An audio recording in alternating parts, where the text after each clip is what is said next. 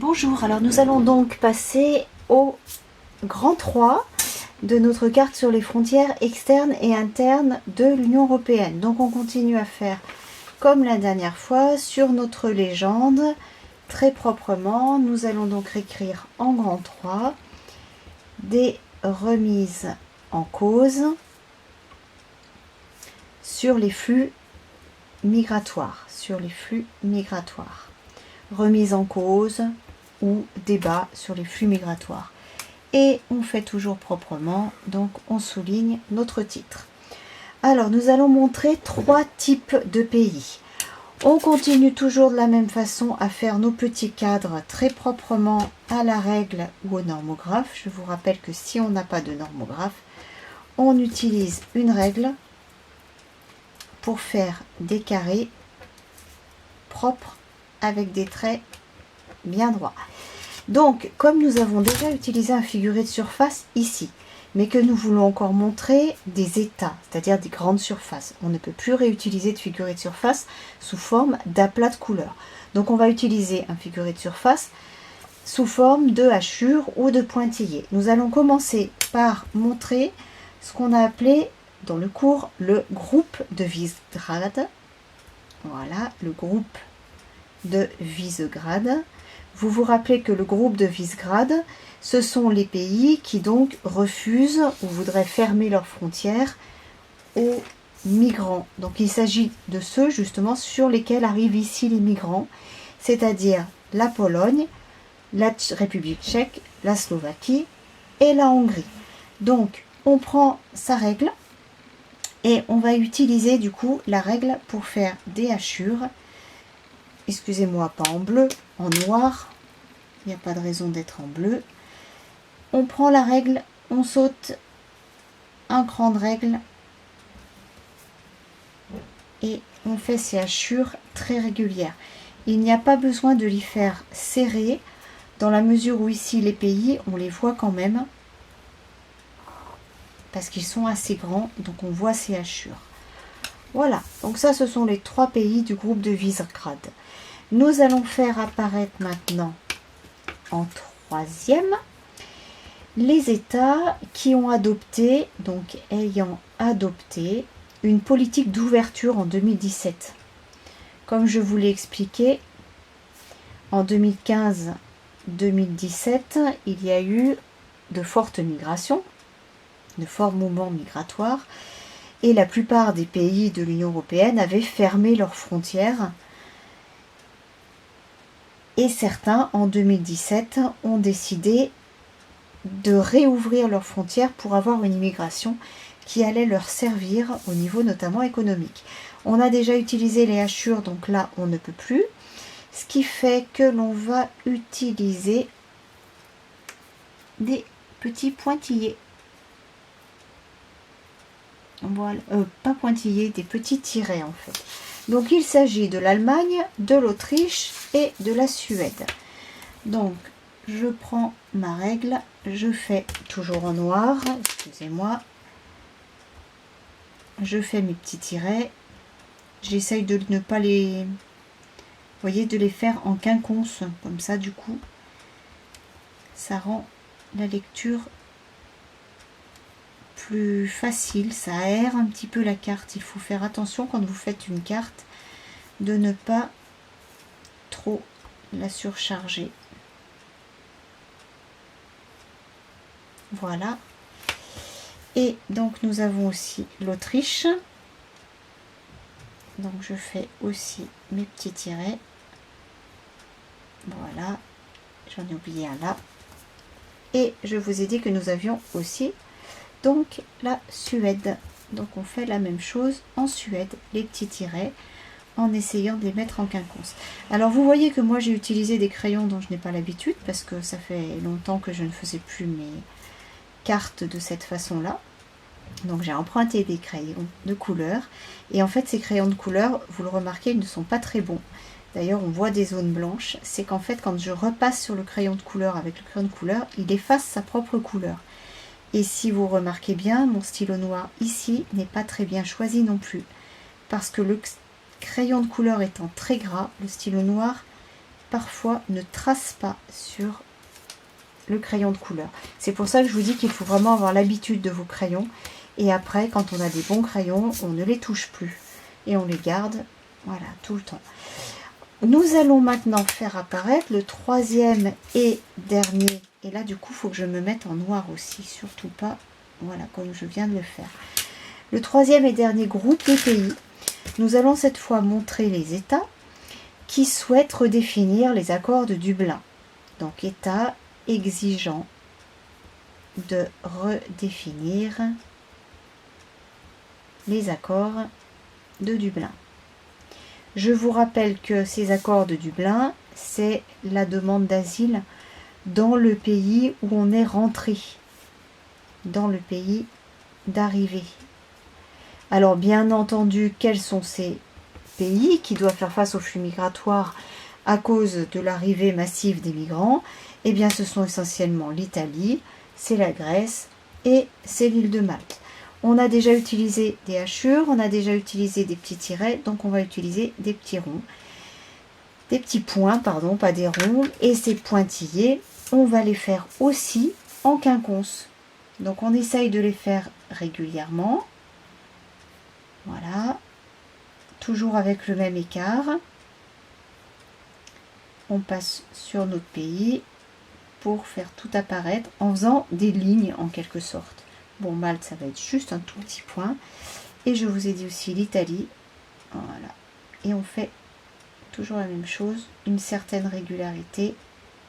Alors, je fais mes points un tout petit peu plus gros sur l'Italie parce que mon stylo passe mal, comme je l'ai expliqué, sur le crayon de couleur.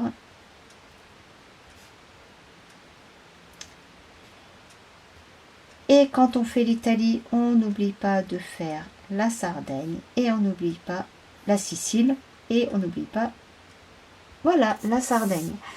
Alors, la carte, elle est finie pour les figurés de surface.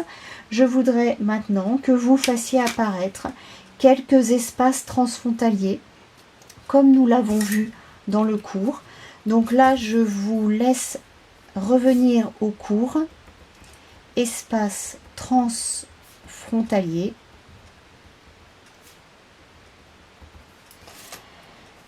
Et on va marquer frontière ouverte. Ouverte aux personnes, aux flux frontaliers, pas à des flux migratoires, aux flux frontaliers pendant la crise sanitaire du Covid. Donc la crise sanitaire de 2020. Ces espaces frontaliers, nous allons les faire apparaître avec un figuré linéaire. On a déjà utilisé un figuré rouge sous forme de ligne continue. Donc là, on va faire des petits traits. Voilà, qui se continuent. Donc vous aviez l'espace, par exemple, Espagne, ici, la Cerdagne. Vous faites apparaître ceux que vous aviez montrés sur votre cours en prenant les différents exemples. On avait aussi ici la Belgique avec l'exemple de la Lys. Vous voyez que mon rouge, il ne donne pas super. À la limite, j'aurais peut-être pu prendre plutôt du coup un noir, en espérant que mon noir, lui, passe un peu plus, voilà, au-dessus de mon stylo, de mon crayon de couleur. Donc on a fini sur les figurés que je voulais que vous mettiez sur la carte. Qu'est-ce que l'on fait une fois qu'on a fini ces figurés? Et bien maintenant, on est obligé d'écrire ce qu'on appelle la nomenclature, c'est-à-dire les noms qui vont sur la carte. Alors comment est-ce qu'on écrit sur une carte? Pas n'importe comment, je vous le rappelle. Tout ce qui concerne l'eau, ça doit s'écrire en bleu. Ici, on ne va pas mettre toutes les eaux. On va mettre celles qui ont une importance dans le cadre des flux migratoires. Par exemple, la mer Méditerranée. Donc, je vais écrire ici, à un endroit où je sais que j'ai la place d'écrire, mer Méditerranée. Attention, on écrit en imprimerie. Ici, je l'ai écrit en minuscule parce que c'est une mer et que si j'avais écrit l'océan Atlantique, ce que je pourrais faire, hein, je le marquerais ici par exemple en majuscule. En revanche, on n'oublie pas les majuscules initiales. Nous allons écrire le nom aussi des pays. Donc je vous rappelle que vous avez toute la carte sur la page 186 de votre livre. Comment est-ce qu'on écrit les pays? On n'écrit pas tout, on écrit les pays sur lesquels on a fait apparaître quelque chose. Donc on écrit forcément en imprimerie. Comme c'est un pays, on écrit en noir, en majuscule et de façon régulière. C'est-à-dire que c'est pas parce que le pays est gros que l'on écrit gros et que le pays est petit que l'on écrit petit. Par exemple, ici, je vais marquer Irlande. Je choisis donc d'utiliser à peu près cette taille d'écriture. Vous voyez que mon stylo passe très mal sur le crayon. Je garde la même de partout, même pour écrire le mot Espagne, alors que le pays, j'ai beaucoup plus de place. Ici, je vais vouloir marquer, par exemple, la Norvège. Attention, la Norvège, c'est pas parce que le pays est comme ça que je vais l'écrire comme ça. Soit je l'écris ici, soit je l'écris légèrement à cheval sur la mer, à un endroit là encore où on va voir mon écriture. Voilà, pour la Norvège. Je vous donne d'autres exemples. Ici, l'Estonie, ça va être difficile de la faire, de l'écrire de partout, enfin sur l'entièreté du pays. Donc, on va légèrement décaler ici. Le principe, c'est au moins d'essayer d'écrire majoritairement sur le pays et non pas sur un autre pays. Si vraiment vous n'avez pas la place, prenons l'exemple de, alors la Croatie, à la limite on aurait la place. Malte, bon bah Malte on va pas pouvoir l'écrire dessus, hein, donc on va l'écrire à côté, parce que là c'est une île. Prenons l'exemple de Chypre. Bon bah Chypre on n'a pas beaucoup de place non plus, mais on va l'écrire aussi, parce que c'est sur une mer et qu'on sait bien qu'un pays c'est pas sur la mer. Si je veux marquer par exemple bah oui, le Luxembourg ou la Belgique, alors là j'ai très peu de place, et bien là n'hésitez pas, vous écrivez un B, E par exemple, les deux premières lettres, et dans un angle de votre carte vous écrivez que BE c'est l'équivalent de Belgique et vous gardez la même façon d'écrire. De même ici vous mettez un L, U, et vous marquez ici qu'il s'agit du Luxembourg. Voilà, je vous laisse faire la même chose avec tous vos pays. Donc vous les marquez en les prenant page 186. Ceux d'Afrique du Nord, on les a aussi indiqués, puisque vous voyez qu'on a colorié. Donc, comme on les a indiqués, on est dans l'obligation de remplir la nomenclature et on va marquer le Maroc, on va marquer l'Algérie, bref, on les marque tous.